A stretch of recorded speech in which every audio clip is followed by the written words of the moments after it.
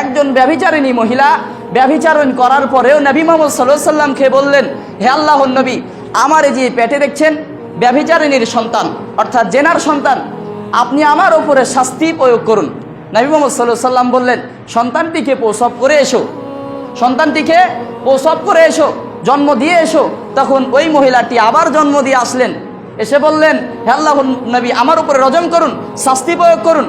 তখন নবী মুহাম্মদ সাল্লাল্লাহু আলাইহি ওয়াসাল্লাম বললেন, সন্তানটি যখন দুধ ছেড়বে, হাতে রুটি থাকবে, শক্ত খাবার খাবে, তখন তুমি এসো।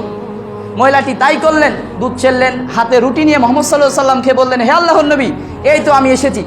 তখন আল্লাহর নবী মুহাম্মদ সাল্লাল্লাহু আলাইহি ওয়াসাল্লাম তার উপরে রজম করলেন, তার শাস্তি প্রয়োগ করলেন।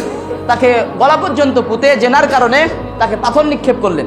এই পাথর নিক্ষেপ করতে করতে পাথর তার মাথাতে লেগে রক্ত ছিটকে এসে খালিদ বিন ওয়ালিদ রাদিয়াল্লাহু তাআলা আনহুর মুখে এসে পড়ে।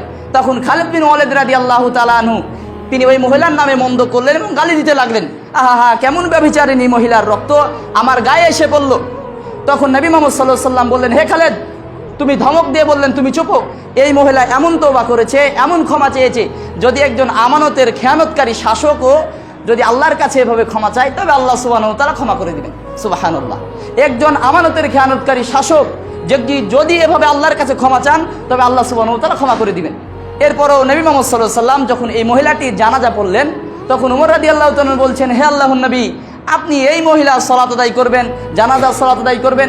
তখন রাসূল সাল্লাল্লাহু আলাইহি ওয়াসাল্লাম বললেন, হে ওমর, এই মহিলা এমন তওবা করেছে, সাবঈনা মিন আহলিল মাদিনাতি, যদি 70 জন মাদিনার লোকের উপরে বন্টন করে দেওয়া হয়, তাহলে তা কি হয়ে যাবে? সেফ হয়ে যাবে, তাদের সব পাপ ক্ষমা হয়ে যাবে।